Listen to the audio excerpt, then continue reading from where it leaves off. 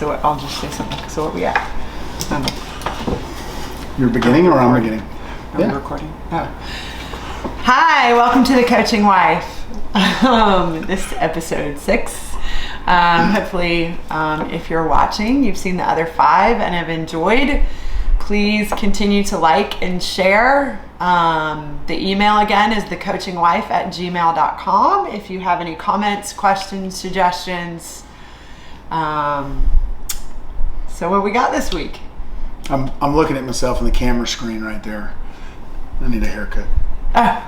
I'm growing it out for a Halloween. I was going to say, tell them why you haven't gotten your hair. Growing it out for a Halloween costume. You guys. Which will be on air. You'll get to see. I'm going to do a Halloween special. Yeah. So I'm going to be dressed as a hairy pumpkin. It's going to be awesome. Can you hold out till then with your I don't haircut? know. It's starting to, I'm starting to look like an old homeless guy. It's getting bad. It is what it is. Yep. So how was your week? Let's tell everybody what went on in your week this week. This week was a week of little things that add up. Halfway through football season, kind of in the thick of it, which you would think after 20 plus years I would be used to and have smoothed out and not freak out about, but not so much. Every year at this time, I have a minor meltdown. How much do I cause of that? How much am I the cause of that? Well, Last week before we got on the air, if she wasn't particularly chipper.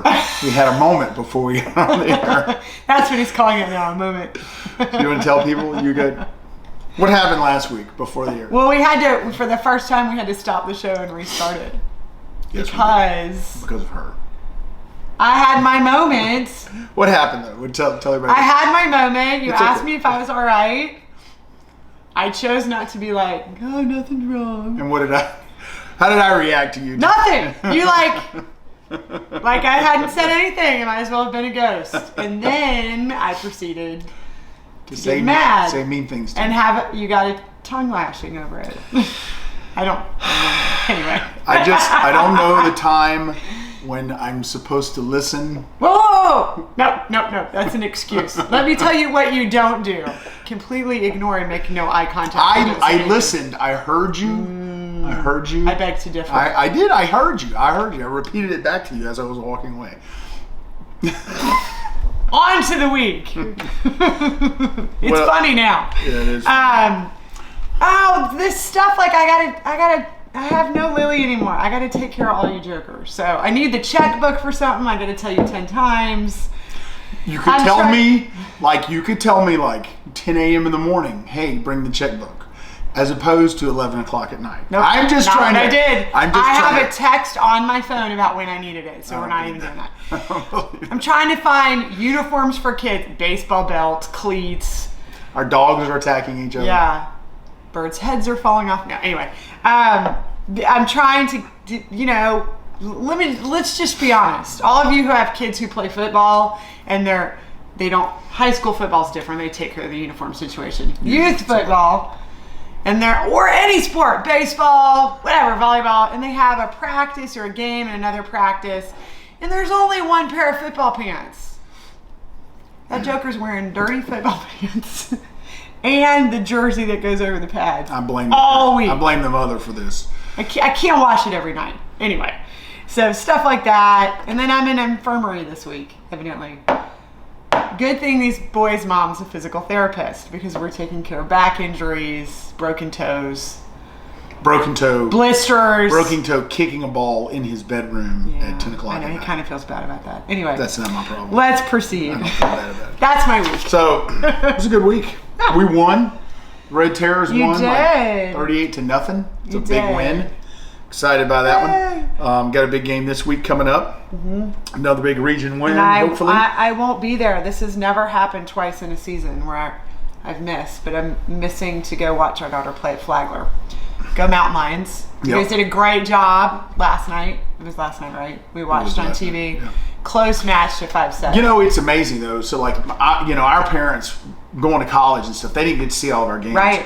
If you don't have kids in college, you can watch every game is pretty much streamed. Yeah. And it is really awesome. I really think that's a that really COVID kind of like hit that over the edge. Well, that's the one good thing. The one good thing. But it's really cool because you can watch. I didn't think about it. Like, I mean, you can. We don't miss a game because we get to see all of it, whether it's home or away. Yeah. And that's kind of really cool. Nice. I was telling the coaches this today. I was like, man, it's just kind of cool. I get to watch her. Where my dad had to miss games because they couldn't come up or they were away games. You can watch every game. Yep. I mean, if all you need is a cell phone, you can watch every game. Kind of cool. Yeah. Kind of cool. Speaking about the modern world, so just kind of have you heard about the supply chain issues? You know what I mean? Supply chain issues going on in the world? Is that a no? Kind of not. You don't know anything about the supply chain? How is that possible?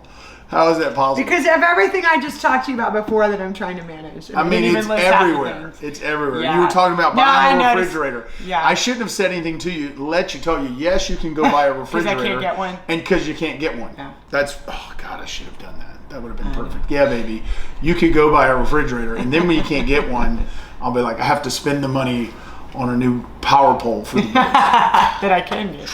It's in stock. But I'm assuming that isn't just one thing. It's like this domino effect. Is it about people not working? What's up? People are trying to ship like 2 years worth of stuff in a year. Gotcha. And then there's a lot of things like constipation in the supply chain. Almost like when hospitals couldn't do surgeries and then they can, and now they have this giant backlog. Or I don't know. Perhaps something like that. Yeah. So there's we're in danger of not having enough Christmas crap, which actually could be like a good thing. I mean, it could be a good thing. Just all the junk they're saying they might not have. But is there anything is it sort of like the toilet paper towel situation? Which was really bizarre. I have no idea. I don't know where toilet paper's made, but I know this. Like for us, like helmets. We ordered helmets in June, and it's not just me. Helmets all across the board. That's a weird thing not to be able to get. You can't get the parts. Do the parts come from different places? They come from China, and they can't get the parts in. Okay. And then it's like I said, the parts are off on a cargo ship off the coast of California somewhere, but it goes kind of all the way around the planet. So you got nothing on that? It's fascinating to see ripple effects of just different things in the world and putting it together. What does it mean? What do we do? Well, I mean, there's danger like trucks and cars. Right. I mean, it's one of the reasons we couldn't get it. Is there anything in danger that we actually can't function without?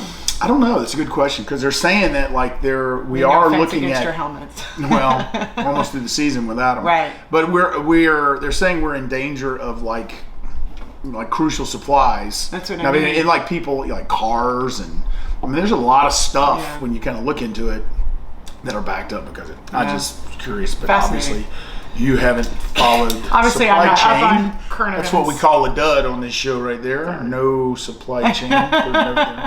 So we're kind of trying to format the show a little bit because we're just off the top of our head.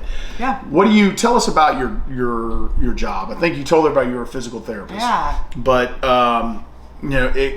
explain to us kind of what that entails. Obviously, physical therapist kind of is a broad stroke. So before I say what I do, I usually ask the kids this. Do you know what I do?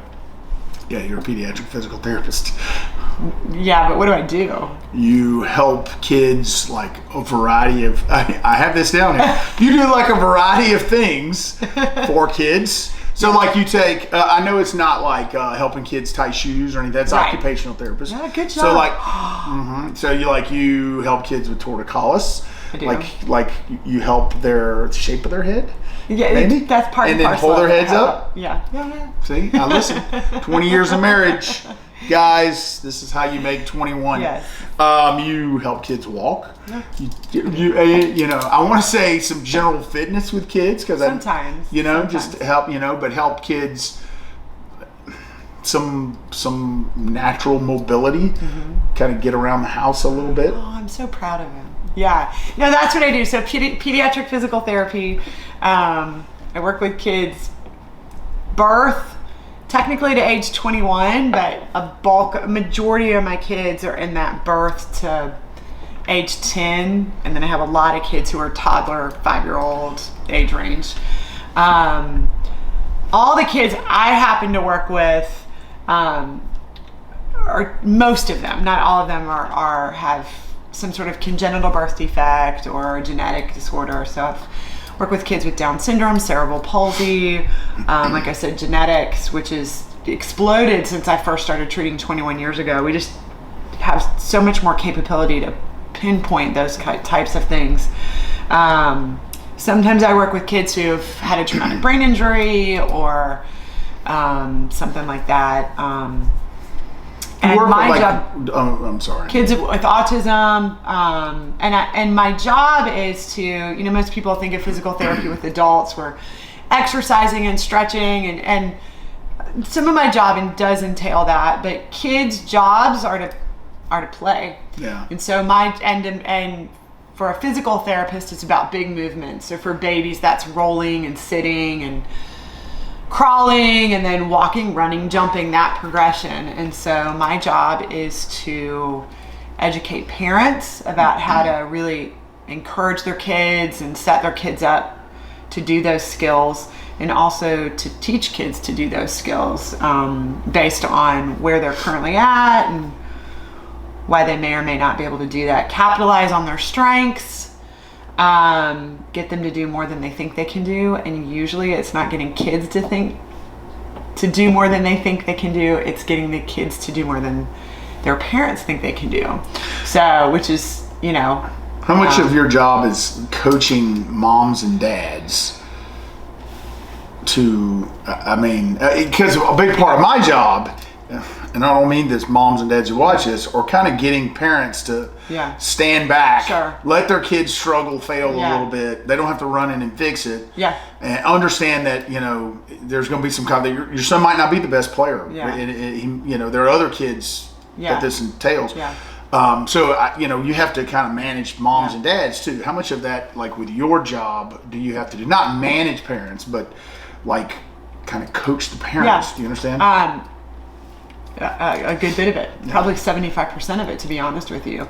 And it's about modeling and teaching, like meeting the kids where they're at, and then expecting some more, and there's this balance, which I'm sure you do a lot with your coaching. It's the same, like, here's where you're at, and then there's expectations, and you probably have a little more with the kids simply because of the age of your kids and what they're doing and what they're, it's always different for me, like year to year, and like right now we're dealing with a lot of, trying to teach the kids it's not okay to lose. Yeah. Winning is important, and I don't know if it's because of, everybody puts all, the whole participation trophy thing. I don't know how much that has to do it, how it, but putting the sense of urgency, from our coaches to our kids about, man, winning's important, and it's not okay to lose. And I say that, man,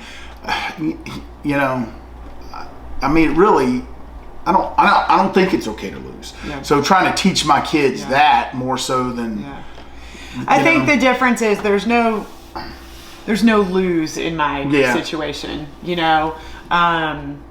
it's more of I also deal a lot with teaching parents that struggle is okay. Now that's something that's similar, The best example I can give is that when kids learn to walk, they learn to walk by falling. They fall a bazillion times.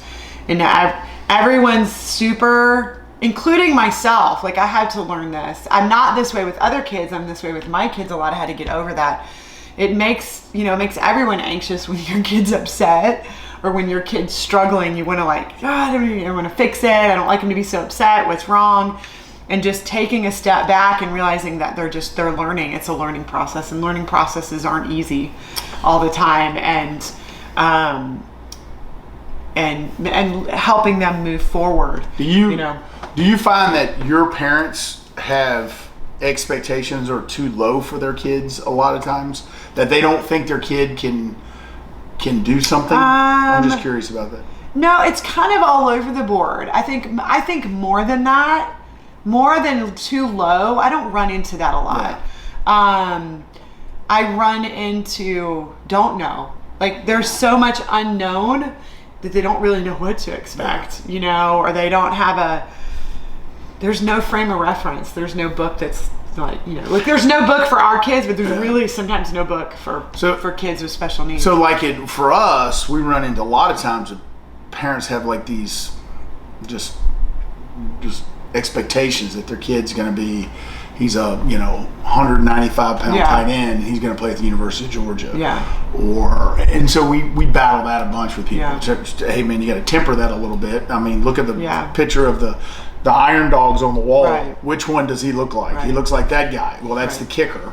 Your son's a linebacker. I mean, there really is. I mean, is there any correlation with that? There's some of that you get, and then a lot of that also comes from the unknown and that struggle, you know, that we all have. We have this picture. I mean, I don't know, you may or may not have this with our kids, but I do sometimes catch myself sometimes, this picture of what it's supposed to be and what it's supposed to look like, and if it doesn't, what has gone wrong, you know. So you have those kids with special needs, and I never want to discourage a parent from having high hopes or high expectations, because everybody goes through this process. So I just like to teach them to shift them a little bit. And the best example that I can think of is there's some kids that just aren't going to walk. I want everyone to walk. We all want ourselves to walk. But some kids just aren't going to fall in that ballpark. And that's okay. That's how they came into this world. So it's always this balance of honoring where they came into this world and what comes next. And just trying to reframe, hey, maybe they're not going to walk, but they're going to do this, and that's going to gain them some sort of independence, or just this. It's just a process, you know. Which camera was that beeped? Sorry, are we still on camera? What an inopportune time. In a serious moment, maybe I was getting too serious. So I was playing with another camera. Anyway, so it's just that balance of meeting parents where they're at too, and walking the journey with them. So. What's your do you like feel a lot of stress in your job? Like my job is like can be really coaching can be really stressful. Mostly I always say this to people because I think people have stress in their job about like, you know, worrying about getting fired, making money and all that stuff. The stress with being a coach is a little different because you do that in front of 5,000 people on Friday night and everybody's there. It's a different animal. So is the stress come from worrying about the judgment? Comes from me. I know, but what about it? Like worrying about the judgment? No, and you know me, I don't feel a lot of stress with that anyway. But that's I mean, what I'm like, asking. I just think people, it's like being on stage. Like you're trying to prove yourself? No. There's just people. There's no place to hide when we do our job. Right. You know, most people do their job in an office somewhere. There's no place to like witness it. No, there's no witnesses for it. Sure. And you screw something up, it's like paperwork. Just close this up and send it on. And you know, like theater actors and singers. You know, in some ways, coaching's like a performance. You go out there and you go, you know, and it's out there for everybody to see. Do you have, you know? My stress. So when I owned my own company, my stress was financial stress. Yeah. That's the greatest stress I've ever felt in my life. Yeah. Like that was pretty tough. Yeah. Now, and I've been doing this, I mean, like you, I've been doing this a long time too.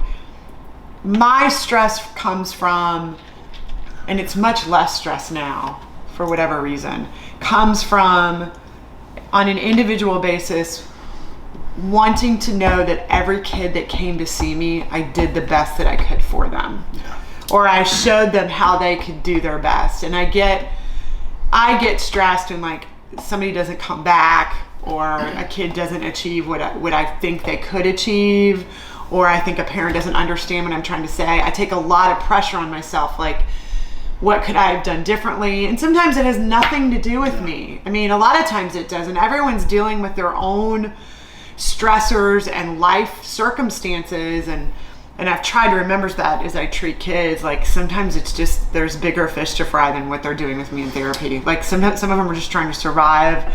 You know, some of them are just trying to get there. Some of them have multiple kids. Like there's just a lot. You know, that's the pressure I feel. I feel like is similar to how Yeah. I feel with kids. Yeah. I want all my players to have an opportunity to contribute and compete with the That's knowledge. kind of what I suspected it was more than anything. Well, I mean, I don't feel stressed by it necessarily. Really? No, I Yeah. don't feel stressed by it. Right. Or stressed from it. I feel every kid that walks in the program, I want to make sure they have an opportunity to compete, Right. an opportunity to contribute to the program. Yeah. And deep down, I know that every kid's not going to get a chance to play. You know, 130 kids in the program. Everybody, and there are kids that show up for 4 years and they work really hard. They do the weight room. They go to class. They're never a problem. And all of that stuff, and they're just not good enough to be the dude on the field. And the moms and dads come to me and they, well, he does all these things. And, you know, sometimes you do all those things and you're not good enough. And you know, you fall in love with players as a coach. I have a bad habit of that. What I mean is, you know, you look at a kid who does everything and he's a hard worker and he's got heart and all that stuff, and you go, man, I can make this kid into a kid that can start for me for 10 games and we can win the region championship. And he gets out there, and after 3 games, you have to look at him and go, man, I got to put another guy at corner. Yeah. You just can't get the job done. And deep down, you kind of know that. Yeah. But it's almost like you have to give the kid a shot. And sometimes, you know, that's how I always feel. It's not stress I feel. I feel that I have, you know, you spend a lot of time with these kids. I have a lot invested in them. Well, and there's a sense for me, a sense of responsibility and you know, I don't know. Relationship is important. And once you build a relationship with someone, now you're vested, and, you know, it's that's kind of how I feel about with a lot of my kids, a lot of my players I work with. So last thing on this, and this might be a tough one, you maybe can't answer or not. What's the proudest, without violating any HIPAA laws? Yep. What's your proudest moment as a therapist? That's something you look back and go, that was pretty damn cool. So it's not hard. I have a lot of those, first of all, because I've been doing this a long time. And so I can. Amazing at it. Oh, well, thank you. I can always get better. She's amazing at it. So I have. In fact, I thought about writing a book and changing kids' names and writing about each one of these kids that have taught me the most or made the biggest impact or my proudest moments. But I can easily say there's a young lady I worked with, and I have to be careful of privacy, who does not live in the States. And I felt really connected to that family and wanted to do a lot for them, and didn't know what I was going to do. She was a challenging patient. Is this who I'm thinking? It is. Yeah. You know who it is. And I have to say, I was just proud. I was proud of myself for just letting go and being like, I'm not sure. And I was honest with Mom, I'm not sure how we're going to get this done, but let me tell you what I think can happen. And we needed all this equipment. I don't think she had ever stood before, and I was trying to find ways to get her to walk in some capacity. And little by little, God, the universe, whatever you believe in, higher power, things just showed up. They just showed up. Like, we needed this, it showed up. We needed that, it showed up.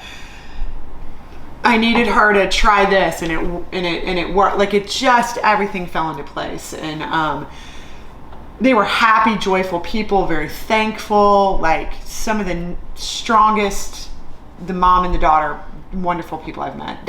That in my entire career I will hang on to that forever. I think we visited them. Yeah. And I think she liked me more than you. Maybe. I think she did have a picture. She liked me very much. The gringo. You remember the gringo. Yeah, and if I will send this episode to them. You should. Yeah. You should. Yeah. All right, so that was good. I got a lot more questions on your job. But I took too long. No, that was good. We'd have to come back and revisit that. So, some fun stuff. What's your favorite chick flick, and why do I hate it so much? So it's a 2-part question. Like, do you have a pre-performed no answer to this? I pretty much hate all of your movies. I mean, that's why. I love Fried Green Tomatoes, but have you ever even seen that? Yeah, that's the one about the old lady lives in a nursing home or something like that. Yeah. Or is that The Notebook? Yeah, but I do like The Notebook. I know. Is that a chick Is that flick? what you thought I was going to say? No. I don't know. I mean, yeah, I think people would say that is The a Notebook? chick flick. Is that a chick flick? Is Oh, crap. I forgot the name of the story. The Princess Bride. Is that a chick flick? Oh, I don't know. No. I think that crosses all like that. Yeah. Beyond that. So, have you ever considered divorcing me for my running narratives during your TV shows and movies? Have you? You ever been just like? No, I just want to take duct tape. I get mad when you come in. Just be quiet. I was having a conversation about somebody. I was talking to somebody the other day, and we were talking about movies. Like, why do you feel compelled to do that? I don't know. I don't like movies. Maybe I'm a sexist. I don't know. I don't like movies with female protagonists. I shouldn't say I don't like them. I just hard for me to say that. That sounds so awful. I just can't get into them. I don't know why. I just can't like. Really? I don't know. I can't get into them. I don't know. So disappointing. It's not disappointing. I mean, I just can't do it. I don't know why. Can't be like, I'd like watch Wonder Woman and go, I would kick the crap out of that chick. What did you think of Black Widow? We watched that the other day. It was okay. Oh my gosh. It was all right. You're going to get all kinds of hate mail. Probably.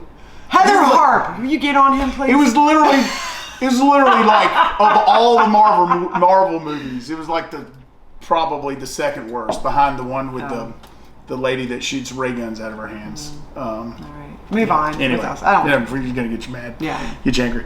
All right, so look, let's go to picks. So right now, you're 4-7 on the season. I am 6-5. He's totally keeping track. 4-7, 6-5. I'm keeping track. Okay. I may be lying about it. We're picking, and this week you should ask me why I'm picking. So Bama lost. I know. Bama lost. But what I said, so I don't enjoy Bama losing because I'm a hater. Like I said to Rocky after it happened, like I would think, I hope I make sense saying this, that when you're that successful, you have to have something that jars you to like. Yeah, you can't be great. Like you can't be great without any struggle. You can't be just great like a universal law. It's hard to show up at some point. Right? In time, you have to just. You have an off night and somebody has an on night. Yeah, you gotta have it. You do. And you can't. Yeah. You can't be there. I just feel that way about it. Like, now's their moment. I think it probably just ensured they're going to win the national championship. Probably. Georgia's number 1. Yeah. Okay. And so I know a lot of people, Georgia fans, how you feel about that? We kind of have a lot of season left, right? Yeah, lots of season left. I think it's God's way. God does this to Georgia every year. He's sitting around with St. Peter, they're playing cards or something like that. And he's like, St. Peter's like, they're not going to fall for it again. He's like, watch this. So he makes Alabama lose. He puts Georgia number 1. Gets everybody. What I love about Georgia being number 1 is they're excited by it. But the anxiety they feel because their fans think they're going to screw it up. And it's so much fun just to kind of poke them with a stick. I know you enjoy that. I read some meme the other day. People have probably seen it on Facebook about who beat who in the SEC, and then it ends. It's like the SEC's drunk this year. It's just. We're not going to talk about LSU. No, we're not going to talk about LSU. But we're going to pick LSU here in just a moment. So, all right, picks this week: Oklahoma State at Texas. You got Oklahoma. You picked Oklahoma last week. I picked Texas. Oklahoma won, didn't they? They did. And then I'm going to go Oklahoma again. That's my reasoning. Oklahoma State. How about that? Yeah. Oklahoma State. Oh, this is different Oklahoma. Yeah, they don't play too They don't be like, hey, the game is so good. Let's play it again this week. That's right. It's a good one. Oklahoma State.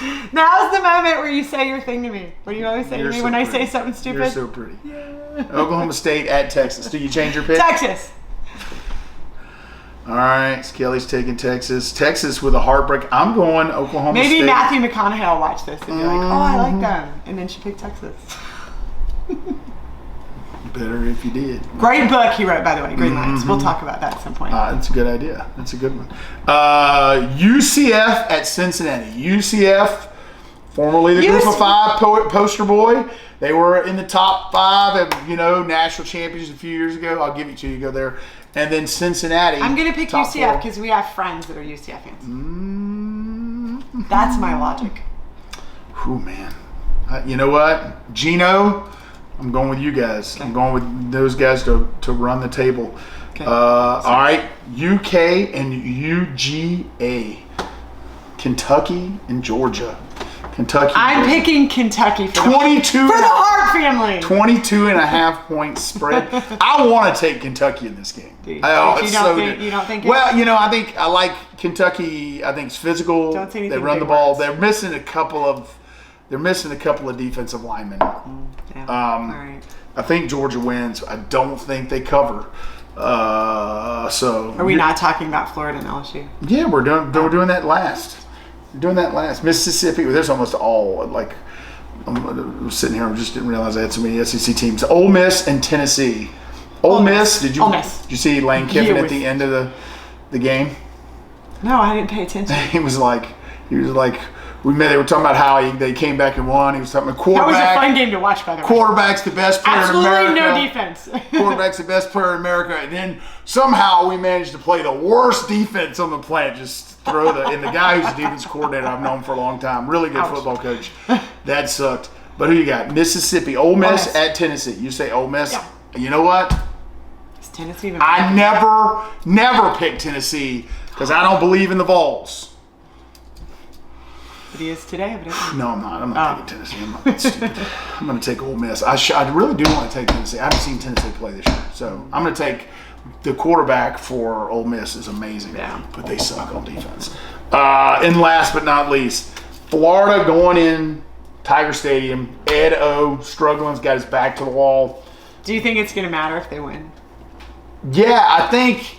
Yeah, you know what? Here's the truth. I think if Coach O cannot get them rallied around this week with their backs in the wall against the wall, with all the stuff flying around, then it's over. He's not going to be able to. But I think if he can go in there and they can duke it out and win this game and play some really good football, maybe somebody looks around. Maybe there's potential for him to turn it around. That's really I think this is a make or break game for him, because if they can't rally around him and play their tails off this Saturday, then it's probably over in Baton Rouge. Yeah, it'll be looking for a new coach. So, who you got? It's kind of a bummer. We're kind of disappointed about that. I had high hopes for him. Look, people kind of really liked him. I like him. I like him personally, but I mean, you have to do it's not. I can separate. You have the one job. It is. It pays you millions of dollars. You have to win the football games. You have to run the program. Yeah. And it doesn't necessarily mean they're like bad people or anything, and they're not likable characters. Yeah. They just may not be great head football coaches. Yeah. Maybe. So how are we wrapping up? Oh, well, I'm going to pick LSU. If it's your team, it's your team. I'm going to go with LSU. Just kiss my grits, Irby. So. Are we going to watch it with them? Yes. It depends. No, it's at noon. We're going to be at. No, we're going to. I'm going to be fishing. Redfish. The redfish are running. I'm going to try to go fishing Saturday. I'm going to wrap this up. You done? You good? I am. I'm good. I'm good. I'm going to wrap this up. I'll get the video you shot with Joseph and Brooks. You interviewing our nephews. Oh, yeah. That's so cute. They wanted to be on YouTube, so we're going to stick that on the back end of this. Yeah. And then maybe we'll put that on Instagram or something too, like a little short or a TikTok. TikTok short. Whatever. She's all over it. So. All right. Well, everyone, choose to have a good day. Hope you enjoyed the show, and we'll see you next time.